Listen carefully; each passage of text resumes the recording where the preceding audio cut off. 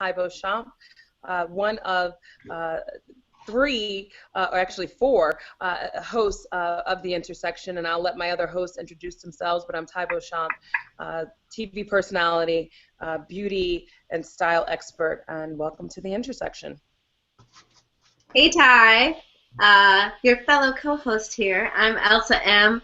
in the DC area. I'm a former TV reporter and former radio host and current freelancer and all. So if you need me, tweet me at I am Elsa M. Navarro right here, 50% of the male portion of this show. Technologist, advocate, former CTO of BET, Radio 1, co-founder Global Grind, and the fourth member of this quartet. And we are missing our illustrious founder, co-founder, Jeff Johnson. You can check him out at, what is it, Jeff's Nation? At Jeff's Nation? At Jeff's Nation. Yeah, across every social media platform because he's on them all. Yes, he is. And what about you, Navarro? What is your social? You didn't give that. Sure. So I'm at Navarro Wright on Twitter, at Navarro on Instagram, and Facebook.com/Navarro Wright on Facebook. Wonderful. And I'm at Taibo, Taibeau. So let's just jump right into the conversation for today. I think, coming from the world of beauty, I started my career as a beauty editor at the Oprah magazine. This topic in particular is one that we've talked about, but in light of one, on the heels of Black Girls Rock, which just aired last Sunday on BET and Centric TV, celebrating Black women in particular and Black young women in particular. And then there was an airing of a wonderful, groundbreaking commercial brought to us by Shea Moisture, #BreakTheWalls. And the discussion really turned to the idea of beauty and how the industry has been segregated for so long. I think we have a clip of that commercial, Navarro, that we can share before we jump into our convo. We do. Let me jump right to it. All righty then. Check out the video.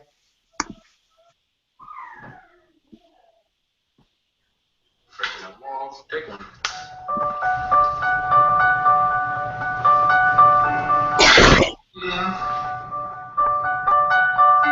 Quiet, please. Thank you. All right, rolling on the interviews. Breaking Down the Walls is about making beauty accessible to all. Access to products that actually work for every hair texture and that are focused on our communities who have traditionally been underserved. From the moment I stepped on set, it's just been amazing.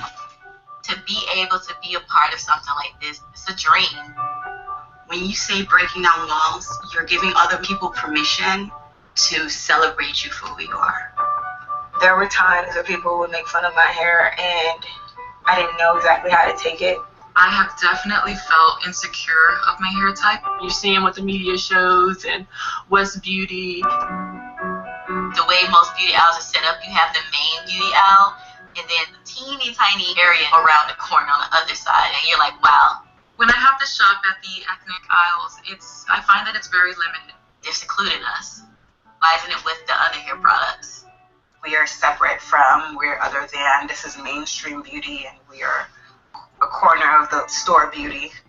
Your products are different for some reason because you're different and this is your spot. For far too long, beauty has been dictated. We have to continuously evolve and elevate to change that. When I walk down an aisle, I would just like to see someone that looks like me as well. I would like to know that I'm represented as well. Beauty is not defined by ethnicity. We should be able to walk down the beauty aisle and see products for all types of hair. All of us are beautiful, and there's no one right beauty. To anyone out there who really just wants to embrace their natural look, I say go for it. Don't give up. And don't try to compare yourself to anyone else's journey because your journey is your own. I would love to break down the walls and have everything on the same wall. It's so beautiful, like honestly. It's important, I'm noticing the change already. what we started to see over the past few years is a positive movement by women to say, I'm going to own my own beauty. And Shea Moisture has been there to help them do that.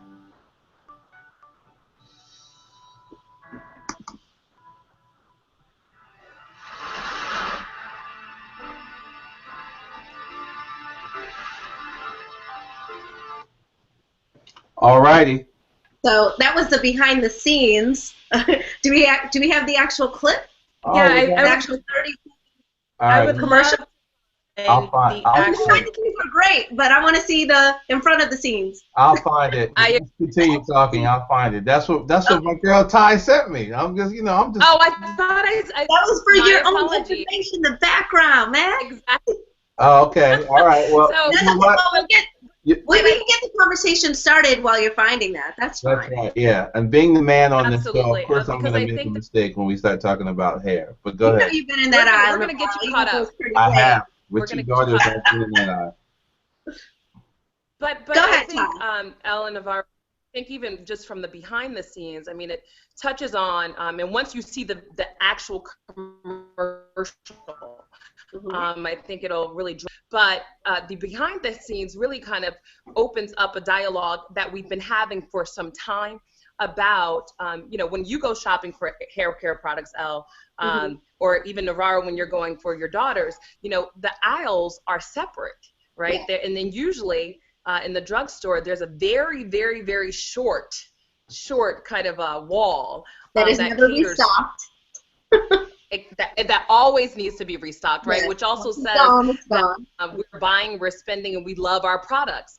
But how it is something that it's damaging, I think, to our self-image and how we feel when you're going shopping for products, to not have one, the bounty, and then also to be separate.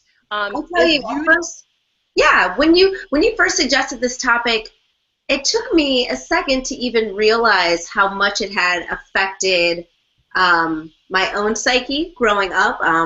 As a kid, I had relaxers, so you'd go in the just for me section and find it out, find your little box, and then later on when I went natural, finding natural hair care products, and I almost I think it was like you accept it. You as the norm. You don't even realize that it's odd until you do.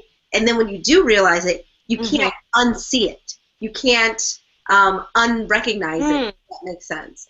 So initially I thought, you know what? Well, that's fine. It just helps me find my products easier. I know that the black hair products are right there, and that's probably why the store is doing this, and it just makes sense. And then I thought of that, and I was like, okay, well, not all black hair is the same. If you're going to categorize it, why not categorize it by type? Coily hair, curly hair, wavy hair, because all different races have all different types of hair. And when I realized that and started thinking about that, I was like, oh, wait, this is actually really damaging to the way that you perceive yourself as other, always, to the way that you see that you're not part of mainstream beauty. And I'm not saying it all has to be for us. I mean, black folks make up, 13% of the U.S. population? I'm realistic about that. But to have an accepted segregation in any sort of store feels very, very odd, and nobody sees it, even the people that are victims of that segregation. So it's weird. I did not realize that it was such an issue until it was right in front of my face with a video like this. And you would think, I mean, obviously, I'm in those aisles. So.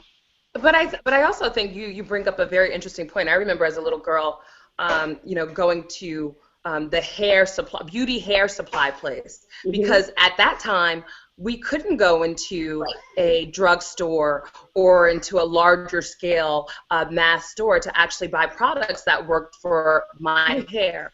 And so, I think to your point, we always accepted that.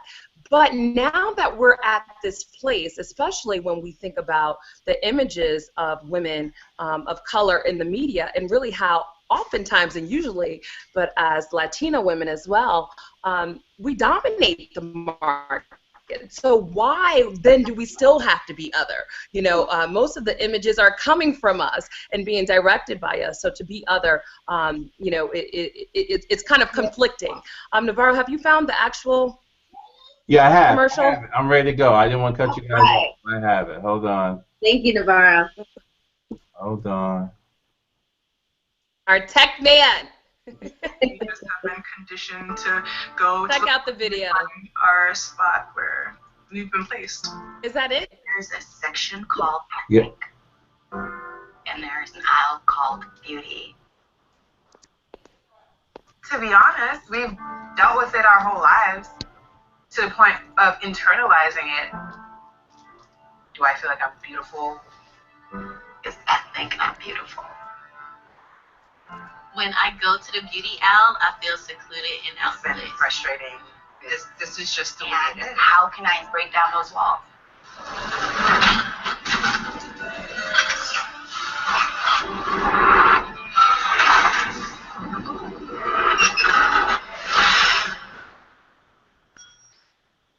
We are Shea Moisture, and now we can be found in the beauty aisle, where we all belong.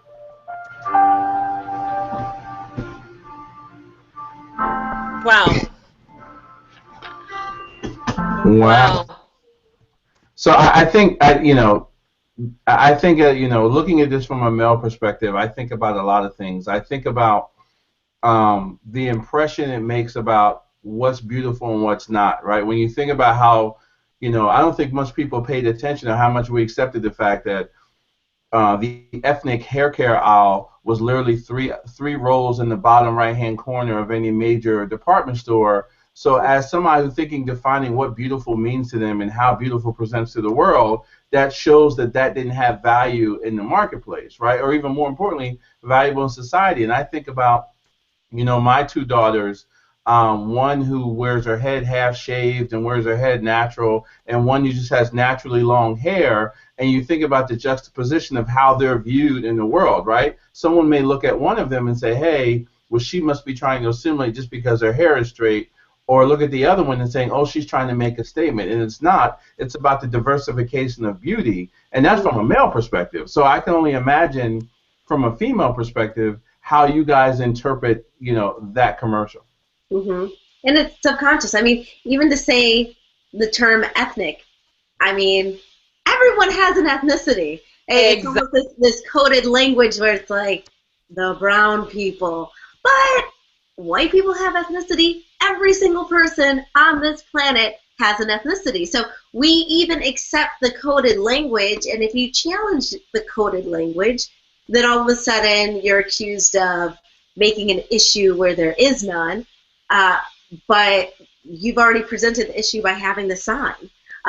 So it's weird to be in a space where you didn't even realize that it was a it's almost like, what was that movie? The Truman Show?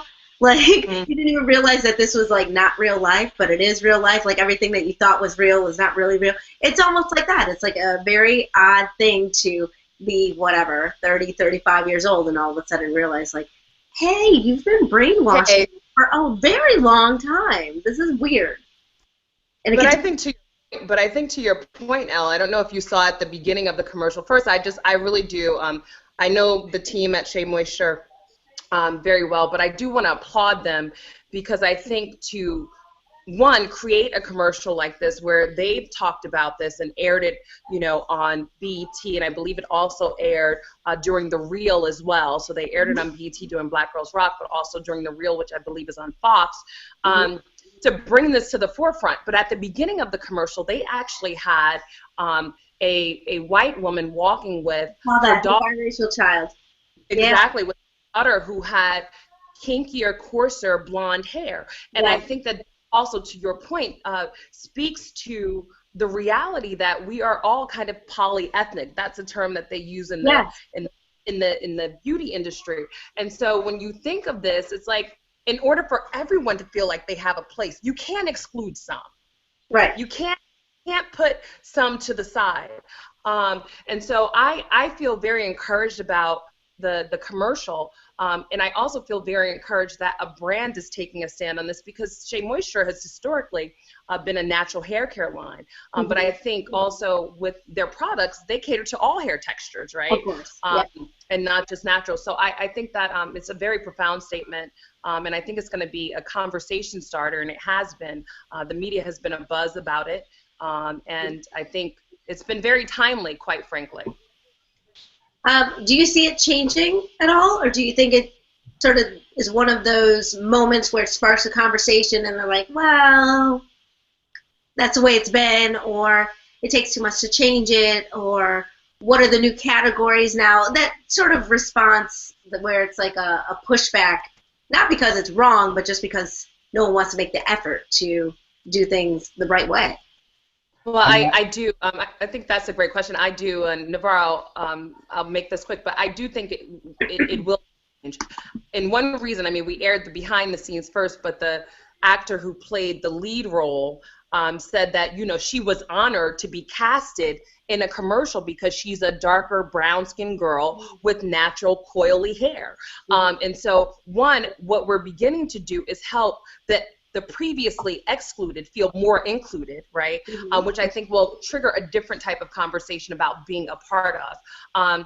And then also, I mean, we can get to this. I want to hear Navarro's comment on this particular topic. But, you know, in the same week, Kerry Washington, who has been a spokesperson for Neutrogena, also came forward with some other things. But Navarro, you go ahead, and then we'll get back to that. No, I appreciate it. No, I think the other point we haven't touched on is the sheer economics of this conversation. I think what's starting to happen is that all of these companies are starting to realize the dollar amount, the dollar value the African American hair care market is bringing to mainstream, right? If you think about, you know, I think about my friend Tristan Walker, who started Walker & Co., and he brought out a shaver for black men, and it was all about the identification of the value of catering to the African American male, and now he's in Target as well, right, selling his shaving product. So there's an economic piece to this too. As the changing demographic of the United States happens, you know, Target and all these major brands have no choice. I do think it's great that a company like Shea Moisture stepped up and pushed them to the plate. But there's also an economic undertone, and I have to bring this up to hear you guys' thoughts on it, because I think the secondary industry is when you talk about the weave and hair extension industry, because you have that aisle making you believe that that's how your hair has to look, and think of how many African American women spend thousands to get their hair to look like that instead of letting it be natural. You know, is that a side effect of this as well? I mean, people don't like to bring out weaves around black women, but I'm going to bring it up. You can bring it up. I mean, yeah. I mean, now I'm seeing weaves that are for natural hair. Like, that's the new thing. You know, I'm always on Pinterest. I think I have an addiction. Someone really needs to intervene, because I am on Pinterest all the time, pinning, and my hair, in my head, my hair is like 15 different hairstyles, because I'm always picking something new. And what I've noticed in my feed, a lot of the times that I'm pinning new natural hairstyles is new natural weaves. And I'm like, no. I just want to know what to do with my natural hair. So there is this movement where, yes, that used to be, I feel like, Navarro, that used to be the whole, I need to have the long silky locks and what have you. But now, even if it's not yours, it's looking like it could be. I think the tide is sort of changing a little bit more with that. Ty? I agree, Elle, and I think Navarro touched on this earlier when he talked about his daughters. I think, obviously it was pervasive years ago when we really were struggling with identity, right? Yeah. Because it becomes an identity thing. But as we've evolved, I think, as black women, become more and more secure always in who we are, and as times have evolved, it becomes about expression. And that's one of the things that I firmly believe that, and also protective, right? So the reason why, Elle, you're seeing a lot more weaves, natural hair weaves, is because it's more about protective styling. Yes. You know, you have to be mindful of what you're doing. It depends on lifestyle and what have you. But for me, it's completely expressive. Hair is not, I am not my hair, as India Arie says, but it's a way for me to self-express. And so sometimes it's about convenience, sometimes it's about style. And it's interesting because a lot of people did ask. They were like, you've worn your pixie for so long. why did you get extensions? And I said to them, because I've worn my pixie for so long that I wanted something new. So I think it's about changing it up. Yeah. So Navarro, I think that we've evolved quite a bit since then. I mean, I think we still have a long way to go. And that goes back to really helping to nurture and confidence and self-esteem in young women, to make sure that they feel confident in being who they are no matter what it is. But I don't think that it's about a natural versus weave versus what have you. It's about what works for you. No, I agree. And I don't want you to forget, you were about to bring up the Kerry Washington story. I want to make sure we definitely talk about that. Absolutely. I want to bring up the Kerry Washington story, but to your point about commerce in this industry, the Black hair care and ethnic hair care industry is potentially a $500 billion industry. So I certainly, to your point, we are spending, and that probably includes weaves and hair and what have you. But to that point, people, from a commercial standpoint, you are going to have to get smarter and wiser about how you connect with your consumer. And if you're going to actually have them spend dollar after dollar after dollar, you have to be talking and speaking with them indirectly. So I do agree, and I recognize your point, Navarro. The piece about Kerry Washington, did you all see her video? Do we have that? It's making me work for a living tonight. All right, let me go find it. Go ahead and start the conversation. Yeah, I didn't see her video, but I read her statement in response to being on the cover of Adweek. Really excited about being on that cover, and that she reads that magazine regularly, and that she actually really liked the article that was inside the magazine, but it was the cover of the magazine that was very jarring to her. They altered her face, they lightened her skin, and she said essentially that it didn't look like her, and that she normally does not call attention. She expects some sort of, photoshopping or airbrushing. She's a celebrity. She knows that that's going to happen. But to this extent, she said, basically, she'd be remiss if she did not, speak on it. I applaud Kerry for being so candid and for addressing it directly, because I think it could have been something very easy to gloss over, to her point that we know that photoshopping and what happens, it happens on Instagram, it happens everywhere where everyone's creating filters and face tuning and what have you. So I thought it was great to have her speak out, but she also had recently a situation where a consumer who wrote into Neutrogena. Kerry Washington has been a spokesperson for Neutrogena for many, many years, and an African-American consumer wrote in and asked about not being able to find actual products that would suit, foundations that would actually suit her skin tone. And Kerry Washington surprised this viewer, or this writer, and said to her that she's been working very hard with Neutrogena to actually expand the line. So it's kind of very, very interesting, kind of flip, think about the imaging. Navarro, do you have, I think it was a very short clip. I have it right now. Hold on. Just hold on 1 second. Okay, thank you, Navarro. Mr. Tech. I got it. I work for you too. Hold on. Hold on. All right, here we go.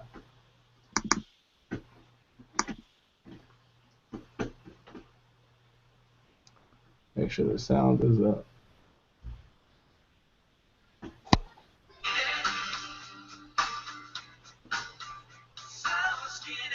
It is time now. Just getting a topic our headlines. Photoshop fail. Oh, Kerry Washington's appearing on this week's cover of Ad magazine. But you might not recognize her, the 39-year-old scandal star herself. Even took to Instagram saying it felt strange to look at a picture of myself that is so different from what I look like when I look in the mirror. It's an unfortunate feeling. She does not look herself at all. Mary looks great there. Wait. Look at this. So that's the real Kerry Washington on the right. And the Photoshop Kerry Washington. The side-by-side comparison. See the difference. It is dramatic, but Adweek's editorial director, James Cooper, issued a statement insisting they made only minimal adjustments, including only the added volume to her hair. It's so funny. I think the one on the right looks so much more beautiful, the real Kerry Washington. And this isn't the first time that Washington has been at the center of a Photoshop controversy. Last year, When she was on the cover of InStyle magazine, fans were outraged, saying that her skin was lightened and that she looked unrecognizable. Julia Roberts looks great there on the left. There you go. Was that the clip you're talking about, Ty? Great clip. That was Ty, you're killing me tonight. You're killing me tonight. It wasn't, but that is okay. You're killing me tonight. I'm up here, technology on the fly, searching for. I'm like a built-in production studio. There was one from the Today Show, but she was talking about 3 different topics. Maybe that was the one you were talking about. You were talking about the words from Carrie herself, right? Not someone talking about the issue. Yes, I think. Yes, I think we were talking more about that, and then there was also the Neutrogena one where Carrie responded saying that she was creating more products. But let's just stay there because our viewers, we you get it, time in our viewers see how you guys take me through it. Is what they see. What did you say? You know, looking at I think images though with Adweek, I feel like, and not defending them, but I feel like the positioning. I feel like her chin was sort of up and forward. I feel like that sort of changed the angle of sort of, because if you look, like her forehead looks, I think, shorter than it typically is. The lighting, though, I mean, you can't really. I understand what they were trying to say. Like, we didn't really change anything. We filled out her hair, but the angles are not flattering to who she is, and the color was definitely washed out. That clip did remind me of the horribleness that was the InStyle cover, which to me was even that was really bad. And it happens all of the time, though. I think you know, one of the things that's always very challenging is that oftentimes retouchers are not on set when you're actually shooting. Which doesn't excuse it at all. But what you see on set and then what you see when you're actually retouching is something completely different. But that said, you know, every artist and creative deserves to look like who she is, right? Yes. And we can't distort those images to make. I personally have a problem when those images are distorted to make her look lighter than who she is, right? Yes. Or not as Afrocentric as who she is. Yes. But Carrie is obviously one Olivia Pope bold woman. She does not play. Right? She did Yeah. not take it. She had no problem, you know, addressing the issue, and I think she was heard loud and clear. And on that note, also, I'm very, very proud of Carrie for taking a position, having worked with a brand that, you know, I grew up on and love very much in Neutrogena, and saying to them, look, we need to expand the shade range. So overall, as a beauty editor, I must say, and a person who loves fashion and loves beauty, and takes full responsibility in my role in the images that I put out, you know, in the media. I am encouraged about where we're going. There's still work to be done, but I am certainly encouraged about where we're going. All right. On that note, hey, look at us on time, finally not going over. Yeah, let's give a round of applause for that. The wheels on this train are starting to turn, I tell you. Thank you, everybody, for a great show. Of course, you can always watch us on repeat. In fact, do that on YouTube. Keep clicking away. You can reach us all on our Twitter handles. We gave that at the beginning of the show. And if you ever have any show topics, of course, you can always tweet those to us as well. And you know, who knows? Maybe if it's a good one, you might hear it next week. So we'll see you next. Oh, we'll come back. 6, right? That's right. We'll come back and talk about it. Hopefully Jeff will be here next week. We'll have a quartet. All right. All right. Thanks, everybody. God bless. Take care.